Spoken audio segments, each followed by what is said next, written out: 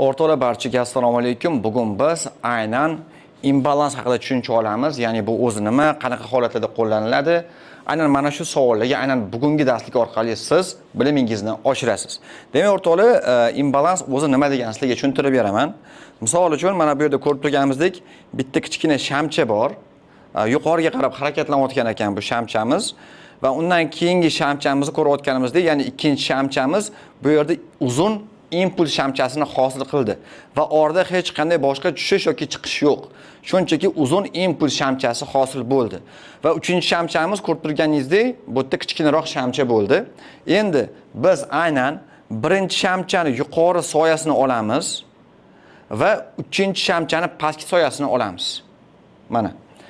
Demak, bu aynan narx yuqoriga qarab ko'tarilayotgan paytda birinchi shamchani ustki soyasi va uchinchi shamchani pastki soyasini olib mana shu yerdan zona tortadigan bo'lsak, bizda aynan mana shu imbalans hosil bo'ladi. Endi ko'pchilik aynan mana shu imbalansni ko'rayotgan paytda xato qiladi, ya'ni uni noto'g'ri tortib qo'yishadi. Bu qanaqa bo'lishi mumkin? Misol uchun men birinchi ko'rsatganim bu aynan to'g'risi. Bu yoqda bo'lsa ko'rib turganimizdek, bittasini soyasi ancha uzun. Demak, bu ham xato. Yoki mana bu uchinchi shamchani soyasi ham ancha uzun. Bu ham xato bo'ladi. Yoki de bir-biriga ko'rib turganimizdek, juda ham yaqin va bo'shliq qoldirmagan. Bu ham xato bo'ladi va bu yerda ko'rib turganimizdek, to'g'ri bo'shliq bor, faqatgina kichkina. Aynan bu ham bizda xato bo'ladi. Chunki bizning imbalansimizning masofasi kattaroq bo'lishi kerak. Endi imbalansning ham bir necha turlari bor.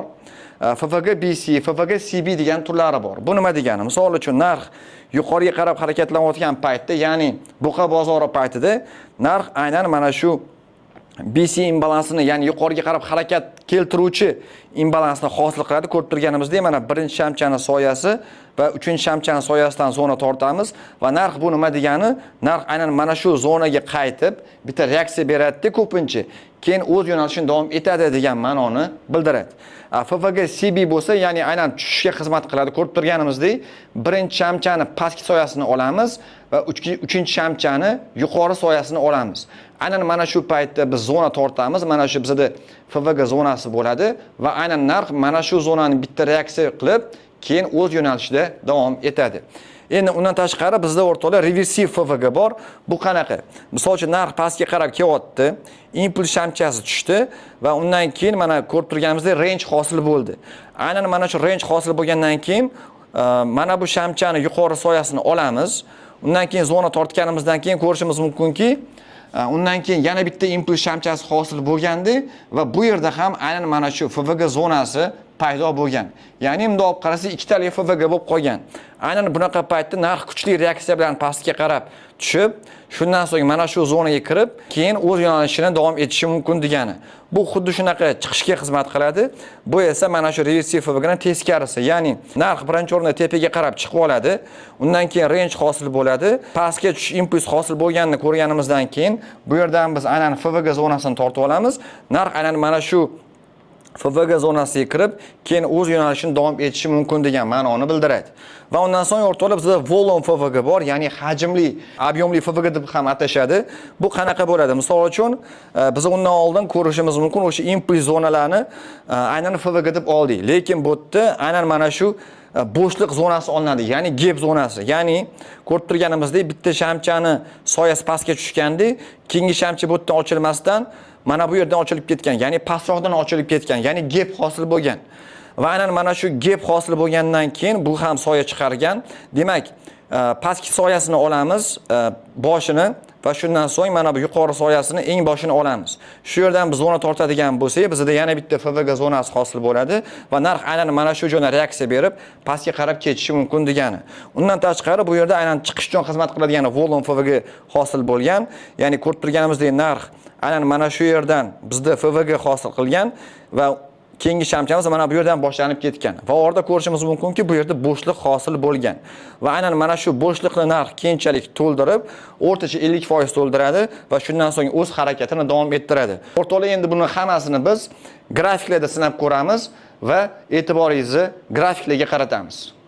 Demak, o'rtoqlar, biz TradingView platformasini hozir ochib oldik va shu yerdan sizlarga imbalans topib beraman. Demak, birinchi imbalansimizda ko'rishimiz mumkin. Bu BC imbalansi, ya'ni yuqoriga qarab harakat keltiruvchi imbalans hisoblanadi. Endi qaraydigan bo'lsak, mana bu yerda shamchani yuqori soyasini olaman va mana bu shamchani pastki soyasini olaman va imbalans zonasini tortaman. Mana tortdim va ko'rib turganimizdek, o'rtoqlar bu yerdan aynan zonaga kirib reaksiya berdi va narx yuqoriga qarab ko'tarildi. Va bir marta zonaga kirib chiqdi degani bu keyinchalik ham aynan mana shu zonadan reaksiya olishi mumkin degan ma'noni bildiradi. Ya'ni bu imbalans hali kuchsizlanib qolmadi. Qachonki kuchsizlanadi, qachonki aynan ushbu zona to'liq yopilgandan keyin. Masalan, ko'rishimiz mumkinki, bu yerda narx pastga tushishi mumkin-da, keyin mana shu imbalans zonasini to'liq yopib ketsa, bo'ldi, bu imbalans kuchsiz hisoblanadi. Endi o'rtoqlar boshqa misollarni ham ko'rib chiqamiz. Aynan mana bu yerda ham ko'rishimiz mumkin, bu yerda ham imbalans shakllangan ekan. Mana zonani tortdim. Zonani tortgandan keyin nima bo'ldi? Aynan mana shu joyga kelib, narx shu zonani ichiga kirdi va shundan so'ng narx bu yerda reaksiya berib ko'tarildi. Ya'ni bu yerda aynan imbalans borligi hisobiga. Demak, o'rtoqlar, aynan narximizni yuqoriga qarab harakat qilayotgan paytda ko'pincha BC imbalanslar ko'proq uchraydi. Narx pastga qarab tushayotgan paytda bo'lsa, CB imbalanslar ko'proq uchraydi, chunki struktura pastga qarab ketayotgan bo'ladi. Va bizning strukturamiz bu yerda aynan yuqoriga qarab harakat keltirgani uchun bizda ko'proq BC imbalans, ya'ni yuqoriga qarab harakat keltiruvchi imbalanslar uchrayapti. Misol uchun mana bu joyda ham olishimiz mumkin. Mana ya'ni bu shamchani yuqori soyasi va undan keyingi shamchani pastki soyasini oldim. Va ko'rib turganimizdek, narx aynan mana shu zonaga kirib, chiqib va o'z yo'lida davom etdi. Va aynan mana bu yerda ham ko'radigan bo'lsak, o'rtoqlar, bu yerda bizda tushuvchi imbalans bor ekan. Bu yerda ko'rib turganimizdek, mana bu zona bilan bu zonani olishimiz mumkin. Ya'ni bo'shliq yaxshigina katta. Va mana tortdim. Tortgandan so'ng ko'rishimiz mumkinki, narx aynan mana shu zonaga kirdi, ya'ni imbalans zonasiga kirdi. Undan so'ng yana narx pastga qarab o'z yo'nalishida davom etdi. Bu bizda CB imbalans, ya'ni pastga qarab tushuvchi imbalans hisoblanadi. Va o'rtoqlar, bu yerda ham ko'rishimiz mumkin, aynan imbalans zonasi bor ekan. Bu ham tushuvchi imbalansga kiradi. Mana va ko'rib turganimizdek, aynan bu zona yorib o'tib ketibdi, lekin yorib o'tgandan keyin mana bu yerda maksimum bor. Aynan mana shu maksimumdan reaksiya berib, narx pastga qarab tushgan. Demak, bundan nimani xulosa qilishimiz mumkin?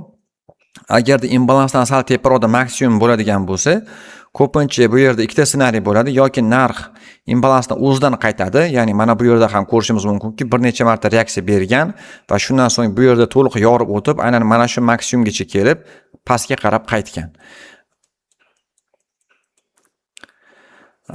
Demak, o'rtoqlar, bu yerda ham ko'rishimiz mumkin. Bu yerda ham zonamiz bor. Mana va mana bu yerda ham ko'rishimiz mumkinki, zonamiz bor. Endi bu yerda imbalans bo'lgan, lekin imbalans to'liq yopilgan. Bo'ldi. Bu endi kuchsiz imbalansga kiradi. O'rtoqlar, aslida imbalans topish unchalik ham qiyin ish emas. Bemalol o'sha shunchaki impulsni topishingiz bilan imbalans bo'lish ehtimoligi juda ham yuqori bo'ladi. Faqatgina o'sha boya doskada ko'rsatganimdek, o'sha qoidalarga asoslangan holatda topsangiz bo'ldi. Aynan sizni qanaqa ma'lumotlar qiziqtirishini albatta izohlarda yozib qoldiringlar va undan tashqari mana shu videoni pastida bizning ijtimoiy tarmoqlarimiz bor, ya'ni Telegram kanalimiz bor. U Telegram kanal orqali biz aynan kriptoaktivlar bo'yicha kunlik signallarni bo'lishib boramiz. Bemalol sizlar ham qo'shilsanglar bo'ladi. Mana bizning Telegram kanalimiz, ya'ni bu yerda signallar bilan, foydali ma'lumotlar bilan bo'lishib boramiz. Xudo xolasa albatta obuna bo'lib qo'yinglar. Sizlar bilan Ilhomjon Ibrohimov bo'ldi. Barchaga rahmat.